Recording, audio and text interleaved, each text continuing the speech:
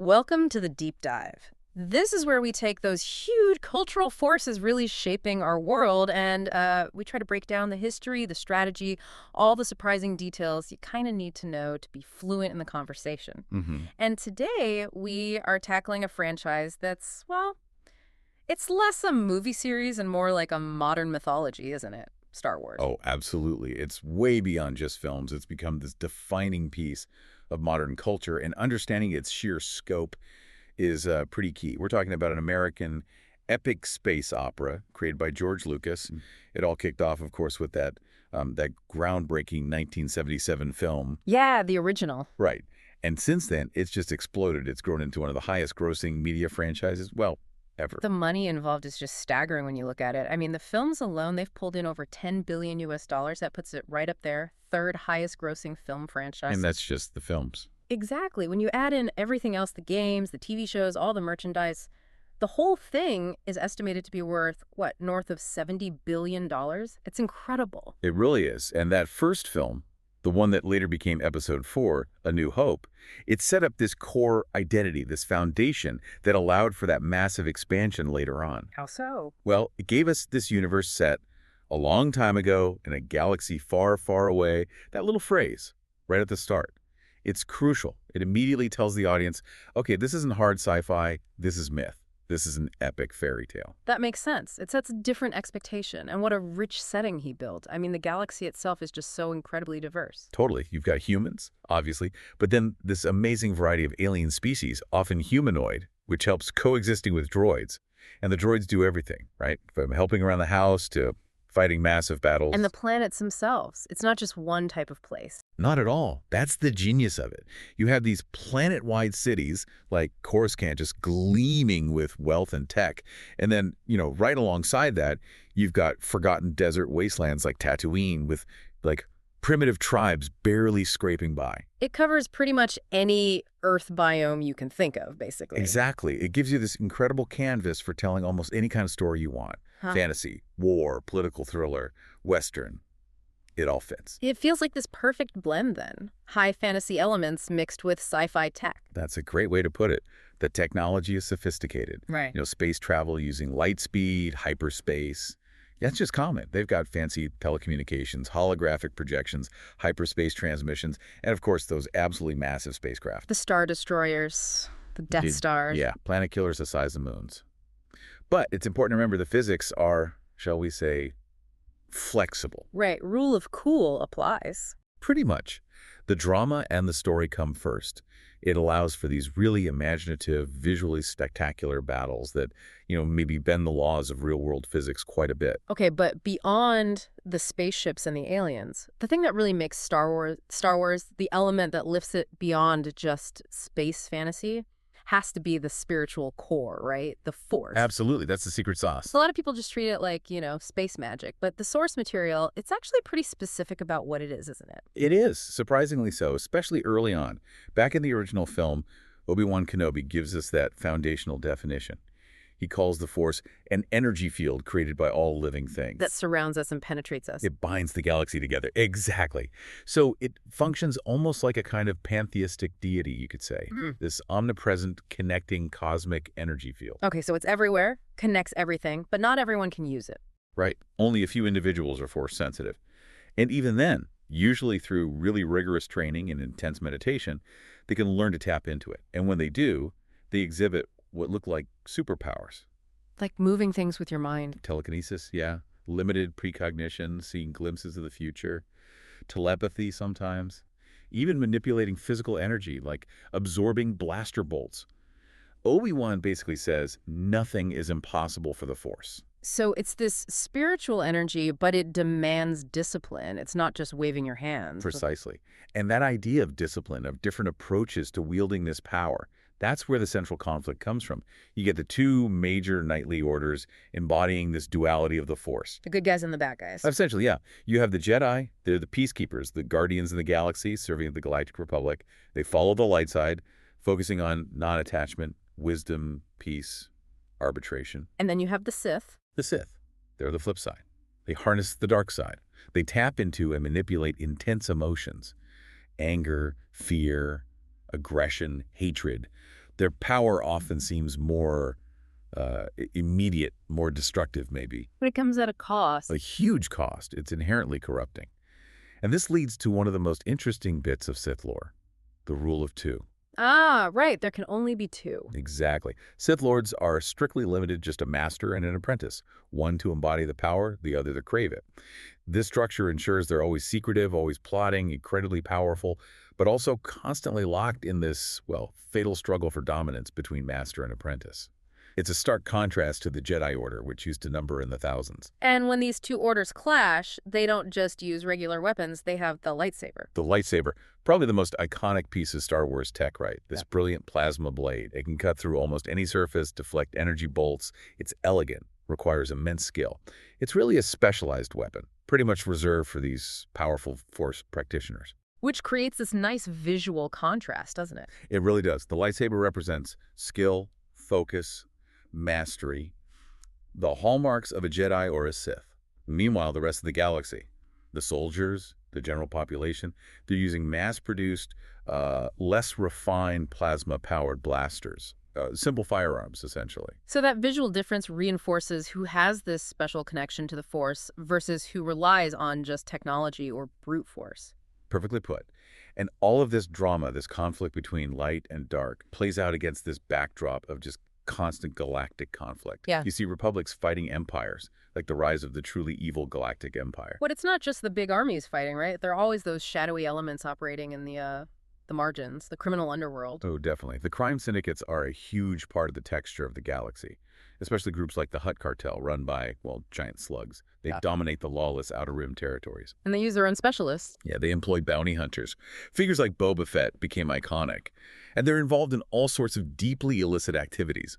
Smuggling, spice running, and disturbingly, even slavery. It adds this layer of, like, moral grayness and danger to the galaxy beyond the more black and white fight between the Jedi and the Sith. Okay, so we've got the galaxy, the Force, the conflict. Now we need to talk about the core story, the family drama that really sits at the heart of the main films, the Skywalkers, and how that story is told, well, not exactly in order. Right, the non-chronological structure is key. And Lucas's own journey to even create this epic is pretty fascinating in itself. His first idea wasn't even Star Wars. What was it? He really wanted to film an adaptation of the old Flash Gordon serials he loved as a kid. Yeah. But he couldn't get the rights. They were tied up. So plan B was invent his own space opera. Pretty much. That failure pushed him to do his own research. Yeah. He looked into other old space operas, things like Edgar Rice Burroughs' John Carter of Mars series, and he started synthesizing all these influences, pulp fiction, samurai films, westerns, mythology, into something new. And he started incredibly small, didn't he? Just a couple of pages. Yeah, after he directed American Graffiti in 1973, he wrote up just a 2-page synopsis. He took it to 20th Century Fox, and honestly, they weren't expecting much at all. They thought it was a gamble. A huge gamble, a weird space fantasy. They gave him a relatively low budget. They even made him move production over to Elstree Studios in England, partly just to cut costs. They really predicted, maybe a modest success at best, maybe even a flop. Which makes what actually happened even more spectacular. Absolutely. When the film finally came out, May 25th, 1977, it was just an immediate, overwhelming phenomenon, a massive hit. And that sudden, huge success. That's what allowed Lucas to realize his vision was much, much bigger than just one movie. That's when the trilogy idea solidified. Well, he started thinking bigger.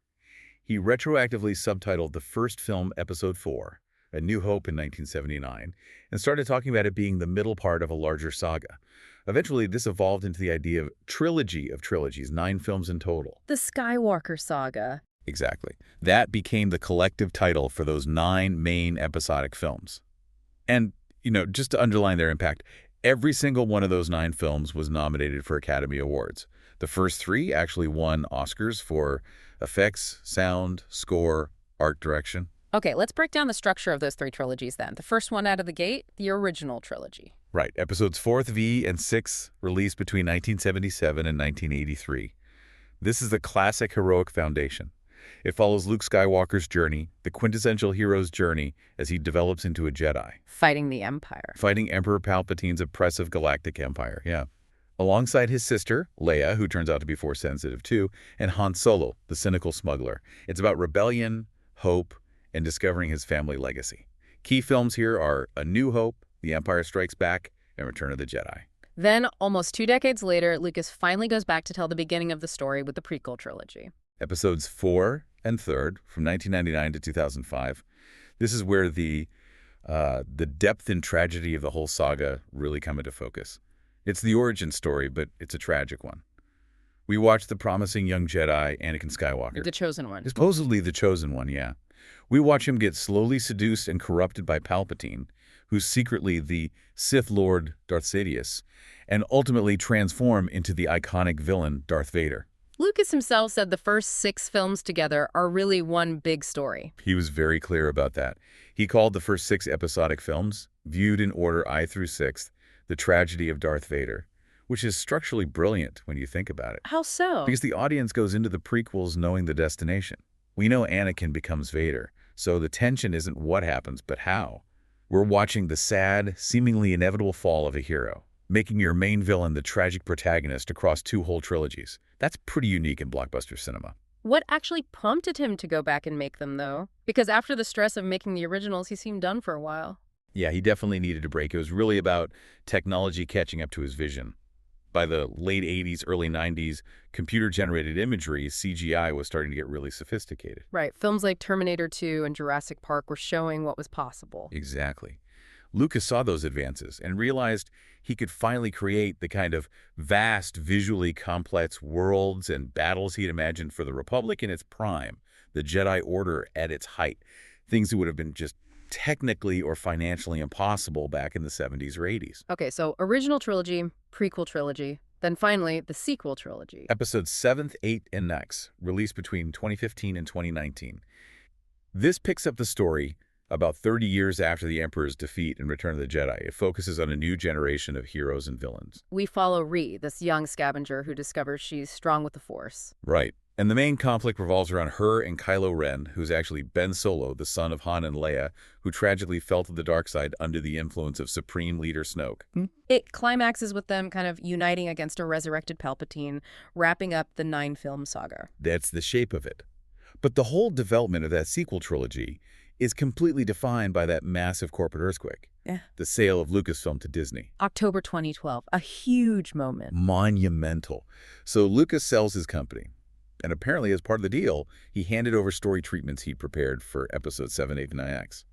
His ideas for where the story would go next. But Disney didn't use them. That was the bombshell. A few years later, Lucasfilm, now under Disney leadership, revealed they had decided to discard Lucas's sequel outlines entirely. Why? What was the reasoning? The official line was that it was to give maximum creative freedom to the filmmakers they were bringing in, like J.J. Abrams and Rian Johnson. And also, perhaps more pragmatically, to preserve an element of surprise and discovery for the audience, who wouldn't know what was coming if they weren't following Lucas's known plans. Wow. That must have been a massive decision, and it had huge consequences for everything that came before, right? The books, the comics. Oh, absolutely. Catastrophic consequences for the existing continuity. That decision to ignore Lucas's plans was really the final nail in the coffin for the Star Wars Expanded Universe, the EU. Explain the EU for listeners who might not know. So the EU was basically everything else. All the officially licensed novels, comics, video games, and stories that were created between, say, 1976 and 2014, filling in the gaps and continuing the story beyond the movies. For decades, Lucasfilm sort of managed it as a secondary level of canon. Until the Disney sale. Until the sale and the decision to make new movies that wouldn't follow the EU's established post-Return of the Jedi storyline. So in April 2014, they made the announcement. The entire expanded universe was being wiped clean, rendered non-canonical. They rebranded. Rebranded as Star Wars Legends, essentially saying, these are great stories, myths, legends, but they are not the official history of the galaxy anymore. The only official canon going forward would be the 6 Lucasfilms, the Clone Wars animated series he oversaw, and anything new produced under Disney. That must have caused chaos for the hardcore fans who'd followed those stories for years. How did they try to manage that transition? They created the Lucasfilm Story Group. This group's job became overseeing and maintaining the integrity of the new unified canon across all platforms, films, TV, books, comics, games. Everything had to align. So a clean slate, essentially. It's a clean slate. But, you know, the debate still lingers in the fandom. Was discarding Lucas's outline really about creative freedom? Or was it more of a strategic move by Disney to clear the decks, simplify the timeline, and make the franchise more accessible to a brand new mass audience without decades of potentially confusing backstory. It's a core tension of the Disney era, for sure. Definitely. Okay, speaking of that Disney era, let's broaden out from just the 9 Skywalker films. Let's talk about the expansion of standalone movies and this explosion of streaming TV shows. This is where it really starts to feel like the Marvel Cinematic Universe model, right? Very much so. The initial strategy involved what they called anthology films, standalone stories set within the Star Wars universe, but outside the main numbered saga, often filling in backstory or exploring side characters. Even before Disney, we had the Clone Wars animated movie in 2008. Right, which is basically a theatrical pilot for the very popular animated series set between episodes 10 and 3 during the Clone Wars. Lucas was heavily involved in that. Then, after the Disney acquisition, we got the live-action anthology films. First up was Rogue One, a Star Wars story in 2016. And Rogue One was a huge hit, both critically and commercially. It told that gritty, boots-on-the-ground story of the rebel spies who stole the Death Star plans right before the original movie, A New Hope, begins. Yeah. It showed the potential for different tones within the universe. But then came the second one, Solo, a Star Wars story in 2018. Yeah, Solo. This is the origin story for Han Solo, set about 10 years before we meet him in the cantina. And, well, Solo's performance at the box office was underwhelming, certainly compared to expectations. And that underperformance had real consequences, didn't it? Immediate and massive consequences for their strategy, yeah. Because Solo didn't hit the numbers they wanted, Lucasfilm apparently got cold feet about standalone origin story movies. The biggest casualty was the planned Obi-Wan Kenobi movie. It was going to be a film. It was originally developed as a standalone film, but after Solo, they scrapped the movie plans and immediately pivoted, redeveloping it as a limited series for their new streaming service, Disney+. And that pivot really marks the beginning of this huge push into live-action television. Absolutely. That's when the streaming era truly kicks off, and the first big, undeniable smash hit was The Mandalorian, launching with Disney Plus in 2019. Set after Return of the Jedi. Right, in that chaotic New Republic era between the fall of the Empire and the rise of the First Order. The Mandalorian proved, without a doubt, that you could do high-budget, cinematic quality, serialized Star Wars storytelling on television, and people would flock to it. And its success wasn't just standalone. It became the anchor for a whole interconnected universe of shows. Exactly. The Mandoverse, as some fans call it, very much mirroring that MCU model. It spawned multiple live-action spin-offs, all set in roughly the same time period, dealing with the struggles of this fledgling New Republic, trying to establish order while Imperial remnants are still causing trouble. So we got the Book of Boba Fett in 2021. Yep, bringing back the iconic bounty hunter. Yeah. Then Ahsoka in 2023, continuing the story of Anakin's former apprentice from the Clone Wars and Rebels. And there's Skeleton Crew announced for 2024. And the plan is, all these threads are apparently building towards a big theatrical climax movie directed by Dave Filoni, who's a key creative force behind this whole streaming initiative. But the streaming shows aren't just focused on that post-original trilogy era. They've also filled in gaps elsewhere. Right. They've used Disney Plus to explore other crucial periods, too. We got the Obi-Wan Kenobi series in 2022, set right between the prequels and the original trilogy, showing his life in exile. And then there's Andor, also in 2022. Andor, which was critically acclaimed for being, well, very different, much darker, more grounded. It follows the character Cassian Andor from Rogue One during the height of the Empire's power, showing the grim, morally complex reality of building a rebellion from the ground up. It felt much more like a political spy thriller than typical Star Wars. It really did. It explored political corruption, sacrifice, the mechanics of resistance. Yeah. A far cry from the more swashbuckly adventure tone of the original films, but it showed the narrative flexibility of the universe again. And they're even reaching further back in time now, establishing whole new eras. Yes, into the High Republic era. This is set centuries before the Skywalker saga even begins. It's often described as the golden age of the Jedi and the Republic, a time of great exploration and peace before the decay set in. That's where the new show, The Acolyte 2024, fits in. Exactly. The Acolyte is set right at the tail end of the High Republic, focusing on a series of Jedi murders and hinting at the resurgence of the dark side, the Sith, operating in the shadows, setting the stage for the conflicts we see later in the prequels. So looking ahead, Lucasfilm announced a new strategy in April 2023. It seems very focused on diversifying the timeline even more, right? Moving beyond just Skywalkers. That's the clear message. They want films and shows set across the entire spectrum of galactic history. We know The Mandalorian and Grogu, directed by Jon Favreau, is slated for May 2026, That's going to be the first film release in this next wave, directly connecting that successful streaming world back to the big screen. Then there's Star Wars. Starfighter planned for May 2027. Sean Levy directing, apparently with Ryan Gosling and Mia Goth attached. But the really big timeline expansions are the other announced films. Right. James Mangold, who directed Logan and Indiana Jones 5, he's set to direct a film going way, way back into the Dawn of the Jedi era, exploring the very first Force users, how the Jedi Order even began. Wow, the deep origin. With the very origins. And then jumping far into the future, Charmin Obaid-Chinoy is directing a new Jedi Order film. This one will focus on Rey, Daisy Ridley's character, as she works to rebuild the Jedi Order about 15 years after the events of the sequel trilogy. It's interesting how that Mangold Dawn of the Jedi idea sounds quite similar to a project that was announced years ago but never happened. You mean the one from David Benioff and D.B. Weiss, the Game of Thrones guys? Yeah, they were supposed to do a trilogy about the first Jedi, weren't they? Before they exited the project. They were. It seems the core concept, exploring the absolute beginning of the Jedi, was compelling enough that Lucasfilm kept it in their back pocket.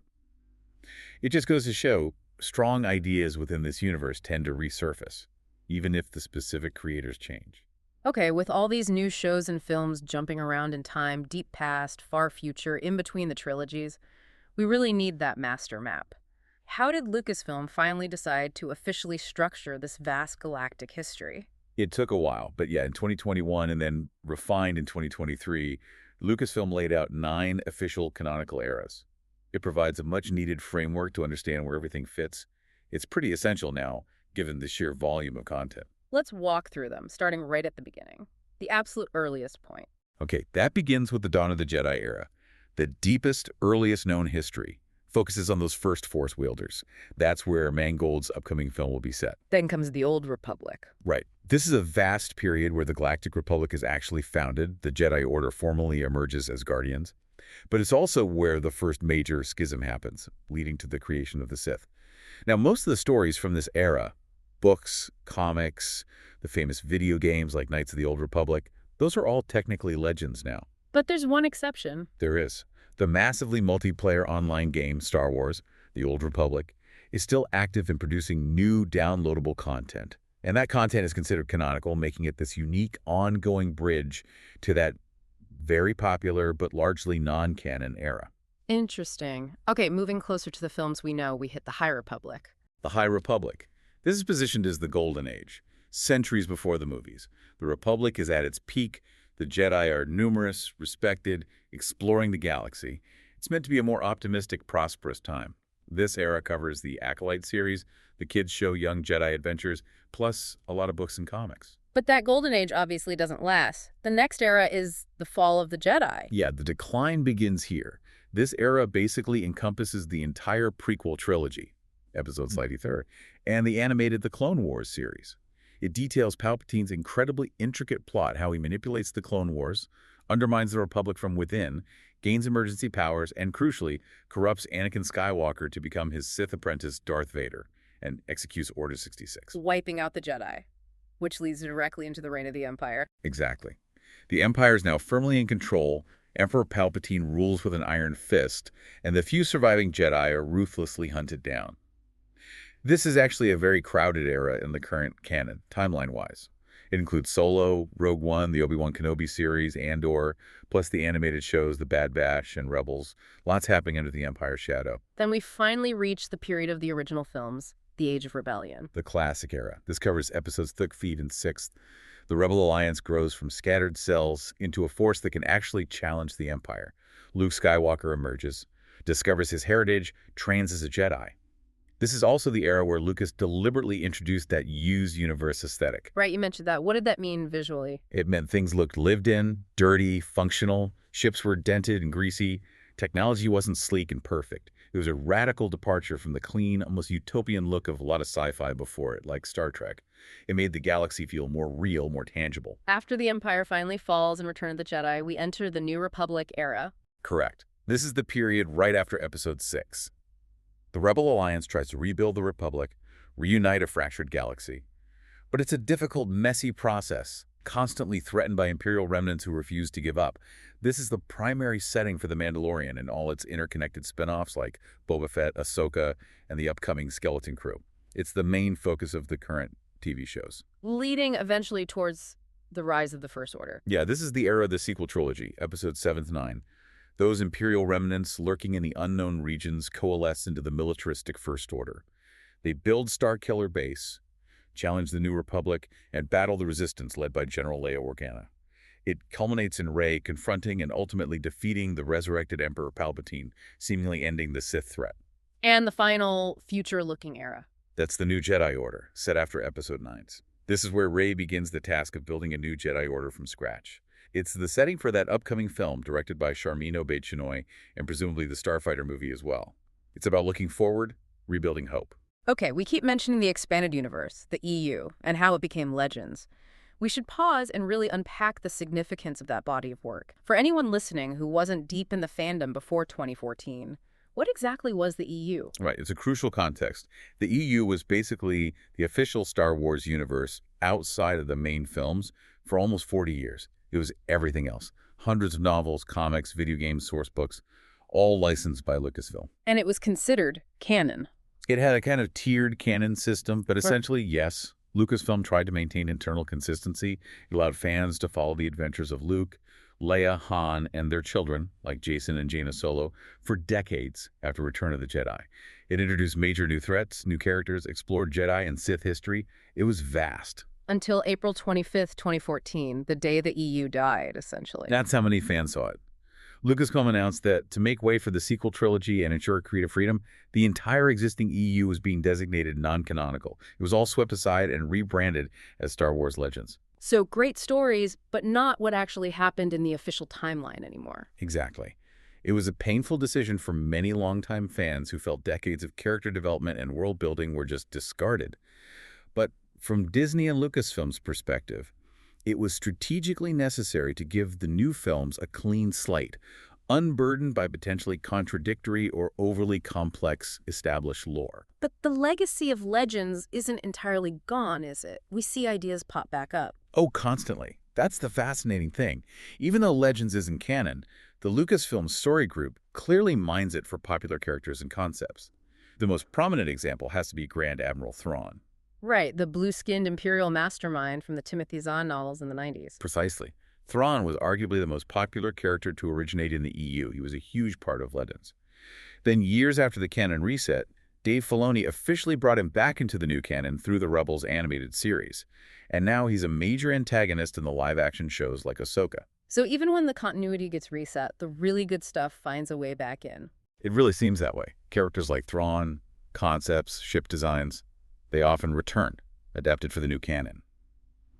It shows that those Legends stories still hold a powerful resonance, and Lucasfilm knows it. Okay, let's shift gears now and talk about the Star Wars empire beyond the screen, starting with print media novels and comics, which, kind of amazingly, actually started before the first movie even hit theaters. Yeah, that's a great trivia point. The original 1977 film faced production delays, but the official novelization of Star Wars, ghostwritten by Alan Dean Foster, though credited to George Lucas, was actually released in November 1976, a good 6 months before the movie came out. So people were reading the story before they saw it. Some were, yeah. It definitely helped build initial buzz and anticipation among sci-fi readers. And then, in that long gap between Return of the Jedi in '83 and the prequel starting in '99, when the franchise was sort of dormant on screen, print media basically carried the torch, right? Absolutely kept it alive and thriving. The early 90s were pivotal here. The key moment was the publication of Timothy Zahn's novel trilogy, starting with Heir to the Empire in 1991. The Thrawn trilogy. The Thrawn trilogy. These books are widely credited with single-handedly revitalizing the entire Star Wars franchise. They showed Lucasfilm and Hollywood that there was still a massive, hungry audience for new stories set in this galaxy, even without movies. And they introduced iconic characters. Huge ones, yeah. Grand Admiral Thrawn, obviously. But also Mara Jade, a former Imperial agent who becomes a complex figure and eventually Luke Skywalker's wife in the Legends continuity. The first book, Heir to the Empire, hit #1 on the New York Times bestseller list. It's a genuine phenomenon and proved the franchise had serious legs beyond the original films. Lucasfilm then got even more ambitious with multimedia projects. Tell us about Shadows of the Empire. Shadows of the Empire in 1996. So that was a really interesting experiment. Lucasfilm decided to create a major story event set in the gap between The Empire Strikes Back and Return of the Jedi, filling in what happened while Han was frozen in carbonite. But it wasn't just a book. No, that was the hook. It was released simultaneously across multiple platforms. There was a novel by Steve Perry, a popular comic book series from Dark Horse, and a major Nintendo 64 video game. They even released a soundtrack for it, all telling different facets of the same overall story. Introducing the new villain, the feline crime lord Prince Xizor. So an early attempt at a coordinated multi-platform story launch. Exactly. A precursor to the kind of transmedia storytelling we see all the time now. And it's pretty successful, showing they could create a major event feel even without a movie. The history of Star Wars comics specifically is also pretty dramatic, isn't it? It goes way back. It really does. Marvel Comics got the license right at the beginning and started publishing a Star Wars comic series in 1977, adapting the film and then continuing with original stories. And those comics were huge sellers back then. Massive. In fact, Marvel's former editor-in-chief, Jim Shooter, has said on record that the incredibly strong sales of the Star Wars comics basically saved Marvel Comics financially in 1977 and 1978. Wow. So the franchise wasn't just saving 20th Century Fox, it was propping up Marvel too. It really puts the initial impact into perspective. The license later moved to Dark Horse Comics in 1991, and they published tons of acclaimed series during the EU era, like Dark Empire, which brought back the Emperor. Then, after Disney bought both Marvel and Lucasfilm, the license returned to Marvel in 2015, where it remains today, with all the new comics being fully part of the official canon. Okay, let's shift from the page to the ear, the audio landscape. Music is obviously huge here, dominated by one name. John Williams, the maestro.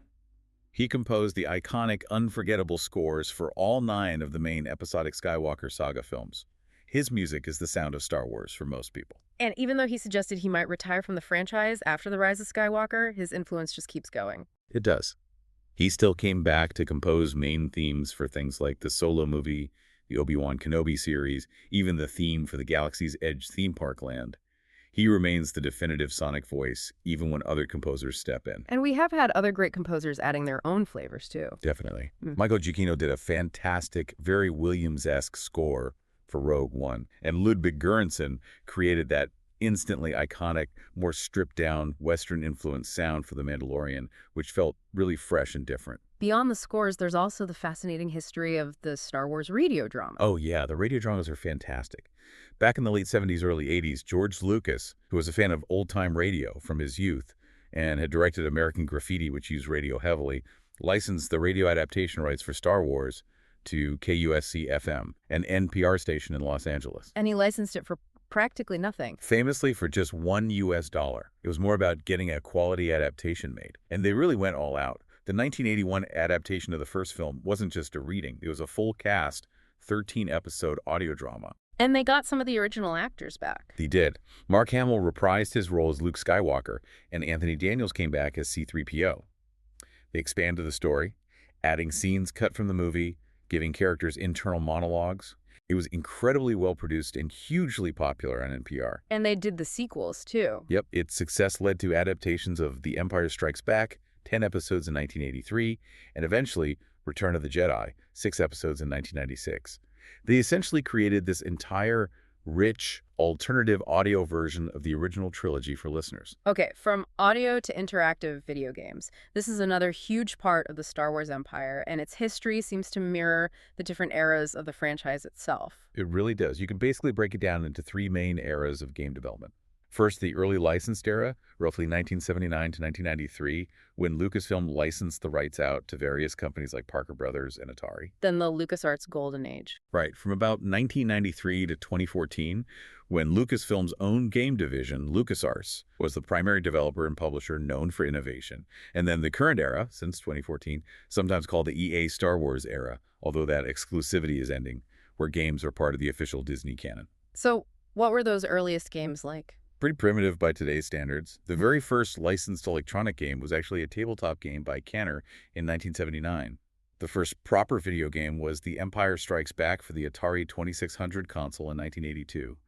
Simple 2D shooter stuff, mostly. But there was that iconic arcade game. Ah yes, the 1983 Atari Star Wars arcade game. That was a breakthrough. It used vector graphics wireframe models to simulate the first-person experience of flying an X-Wing down the Death Star trench. It had digitized voices from the movie. For its time, it was incredibly immersive and a massive arcade hit. Then Lucasfilm decided to take control and founded LucasArts in 1982. What were their big innovations? LucasArts really pushed the boundaries. Their first self-published Star Wars game, Star Wars X-Wing in 1993, was huge. It was the first proper spaceflight simulator set in the universe, letting you pilot Rebel fighters. It basically defined a genre for a while. And they didn't just stick to flight sims. Nope. In 1995, they released Star Wars Dark Forces.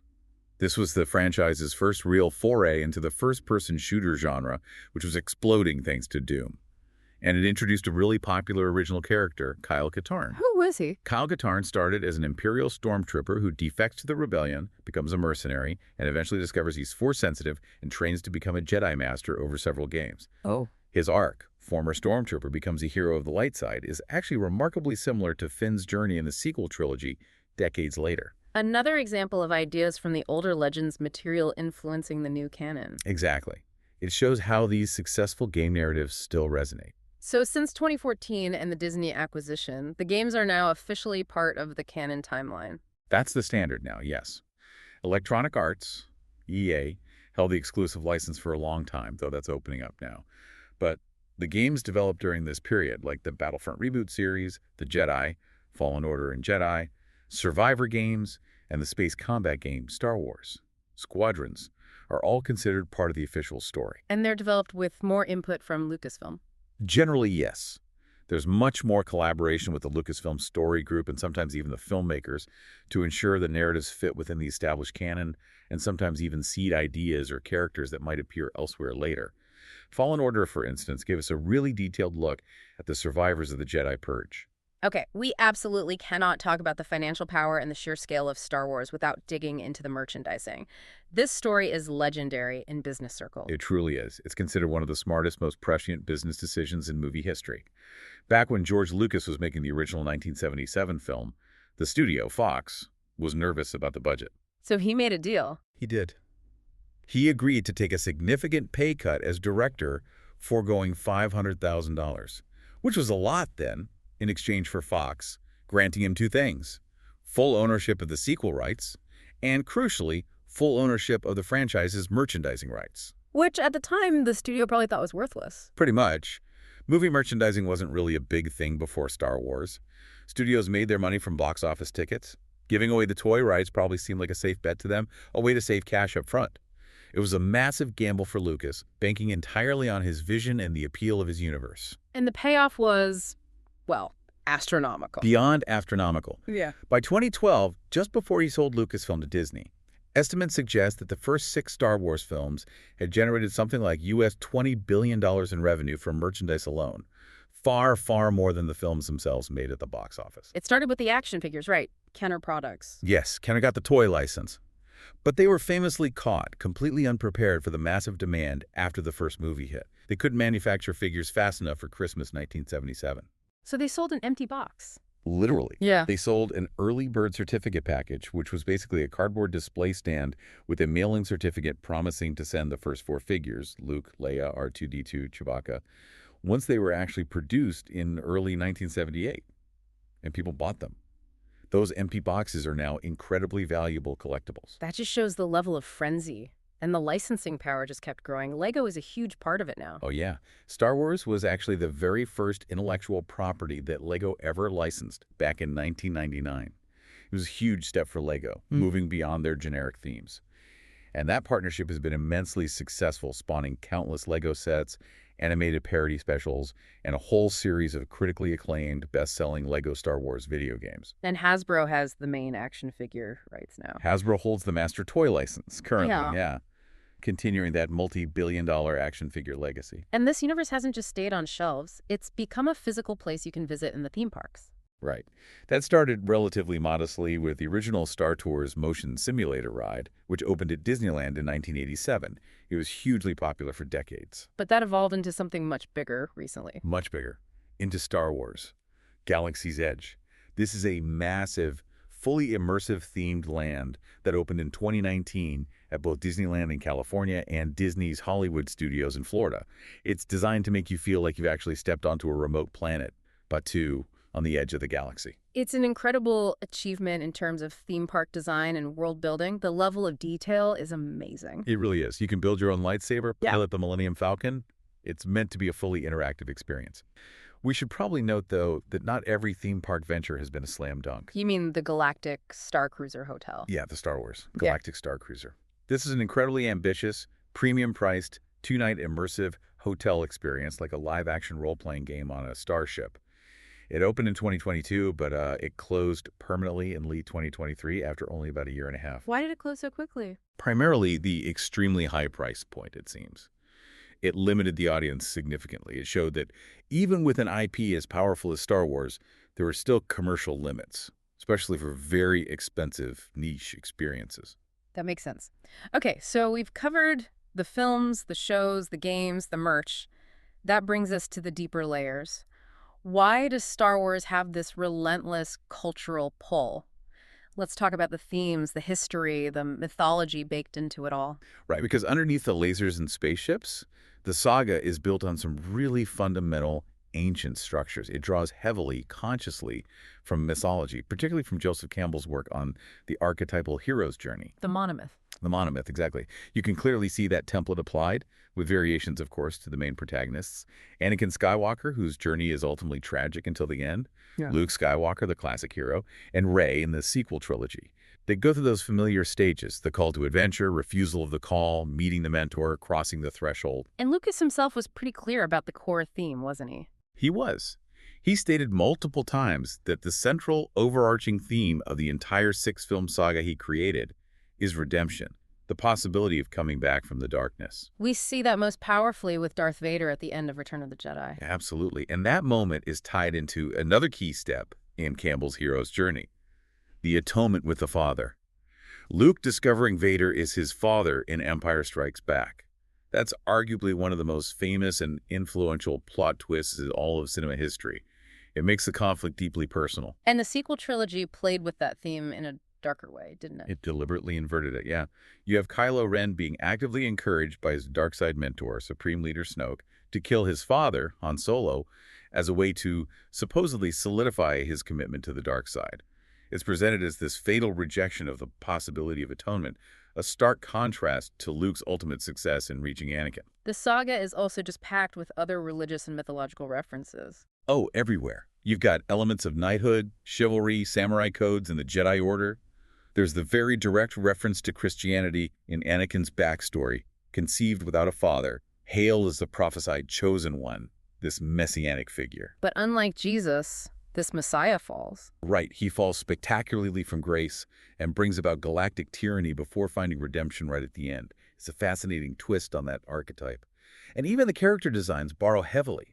Darth Maul's look, with the horns and red and black markings, is drawn directly from traditional depictions of the devil in Western culture. Yet, amidst all the darkness and mythic stakes, the saga also tries to maintain this sense of maybe democratic optimism, like anyone can be a hero. I think so. That final image in The Last Jedi is quite telling, I think. You see those poor servant children on Canto Bight playing with a makeshift Luke Skywalker toy, and one of them subtly uses the Force to grab a broom. The message, as director Rian Johnson explained it, was that the Force isn't just for Skywalkers.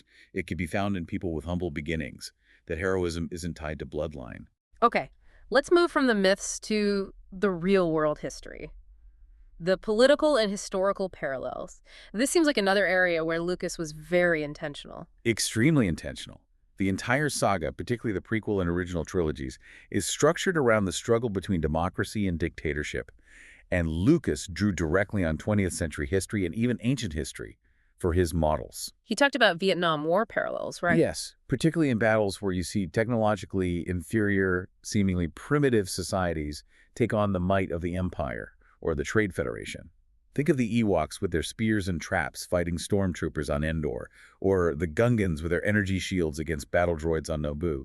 Lucas saw these as representing the clash between a decentralized indigenous force and a technologically superior invading power, much like the Viet Cong versus the U.S. military. And the parallels to Nazi Germany and World War II are almost impossible to miss. They're blatant and absolutely deliberate.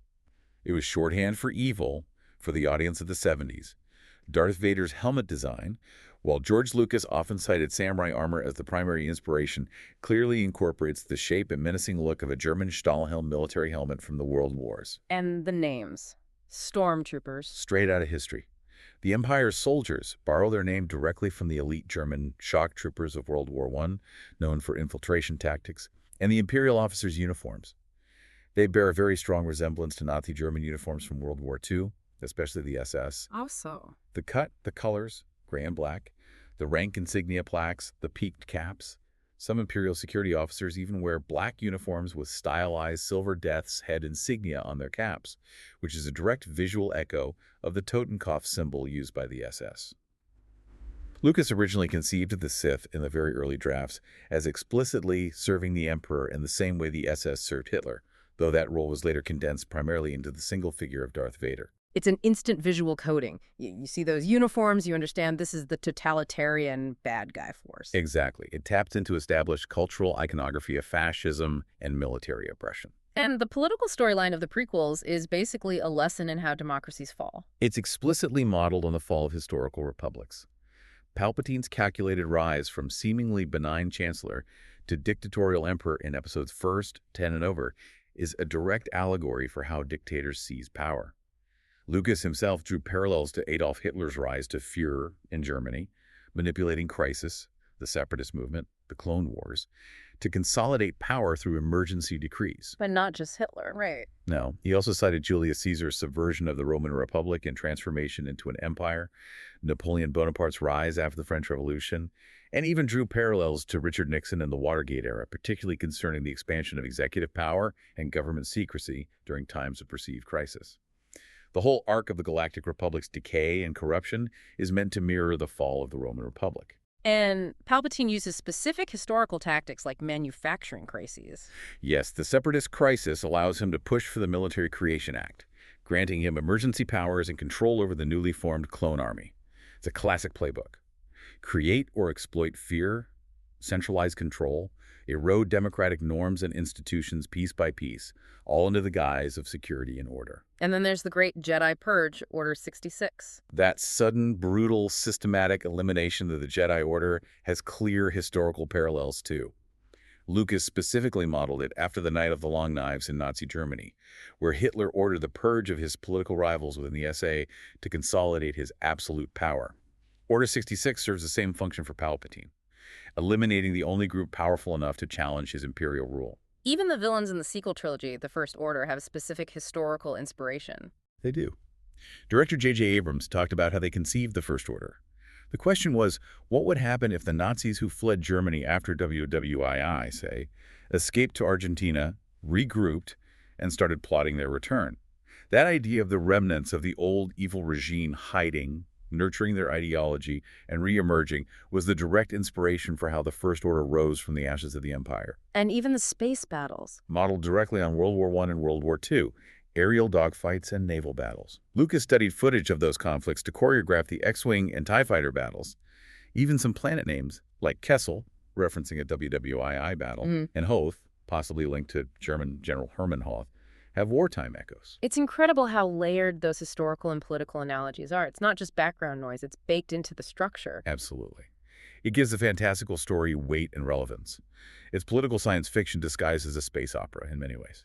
Which brings us finally to the massive cultural legacy Star Wars carved out. It didn't just entertain, it fundamentally changed Hollywood. Oh, profoundly. Star Wars, along with Steven Spielberg's Jaws a couple years earlier, is widely credited with inventing the modern summer blockbuster phenomena. What did that mean, practically? It meant moving away from platform releases, where a film opened small and grew, towards opening wide on hundreds, then thousands, of screens simultaneously, backed by huge marketing campaigns. It also cemented the idea of the profitable, repeatable franchise as the holy grail for studios. And the impact on special effects was revolutionary. Absolutely revolutionary. Before 1977, visual effects technology hadn't really advanced all that much since maybe the 1950s. Star Wars demanded effects that simply didn't exist. Lucas had to create his own effects house, Industrial Light and Magic, ILM, to invent the technology needed. This created a massive boom in state-of-the-art special effects that benefited the entire industry. It also showed the power of mixing genres. Right? It wasn't just sci-fi. It blended in elements of fantasy, westerns, war films, samurai epics, fairy tales, creating this high-concept genre mashup that became a template for countless films that followed. And, as we discussed with that merchandising deal, The $500,000 pay cut. yeah, it proved definitively that the intellectual property itself, the toys, the t-shirts, the lunchboxes, could potentially generate vastly more money than the film ever could just from ticket sales.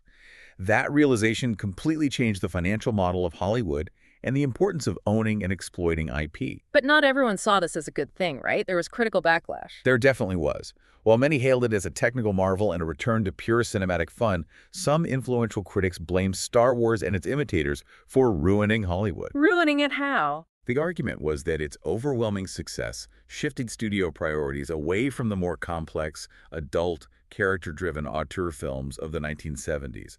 The era of The Godfather, Chinatown, Taxi Driver, towards simpler, more juvenile fantasy, spectacle, and the relentless pursuit of four-quadrant blockbusters aimed primarily at younger audiences.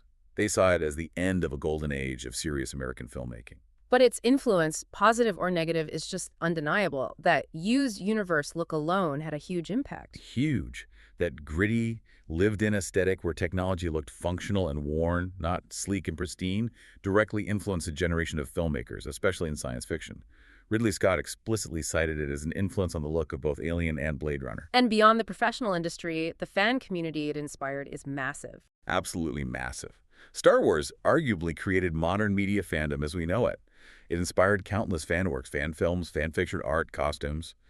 To their credit, Lucasfilm eventually recognized this creative energy and even started sanctioning things like official fan film awards, allowing non-profit fan creativity to flourish, as long as it didn't try to compete commercially. It's even found its way into academia. It has.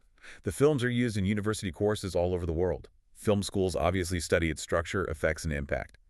Literature classes analyze its use of mythology. Psychology professors have even used the contrasting philosophies of the Jedi, light side, and Sith, dark side, to teach concepts in psychopathology. And its place in film history is secure. Utterly secure. The first three films, Star Wars, A New Hope, The Empire Strikes Back, and Return of the Jedi, have all been selected for preservation in the U.S. National Film Registry by the Library of Congress, recognized as being culturally, historically, or aesthetically significant. They are permanent fixtures.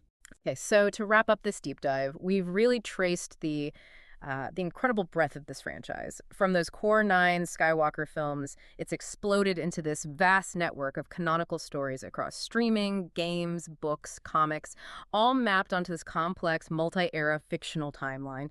And it all seems held together by George Lucas's original vision, that dual focus on timeless mythology and using real-world political history as powerful allegory. It's a perfect summary. And thinking about those deep historical parallels, Lucas deliberately wove in, connecting the rise of Palpatine's empire directly to the failures of real-world democracies, Rome, the Weimar Republic, Nixon's America, and looking at how conflict just keeps recurring across the entire Star Wars timeline. The Sith rise, they fall, the Empire rises, it falls, the First Order rises from its ashes. It really does force you to ask a pretty profound question about the whole saga's ultimate message. Which is, Well, given those historical echoes and the cyclical nature of the conflict, does Star Wars ultimately suggest that galactic democracy, like its real-world counterparts perhaps, is fundamentally fragile, almost destined to eventually collapse into dictatorship? Is the dark side, in a societal sense, just an inevitable recurring structure? Or does Lucas's personal insistence that redemption is the central theme mean that hope, embodied by characters like Luke and Rey, the constant effort to rebuild the Jedi Order, the fight against tyranny, is the truly perpetual force? Is the struggle itself the point, with the possibility of redemption always present, ensuring the galaxy eventually rights itself? Leaves you wondering about the balance, doesn't it?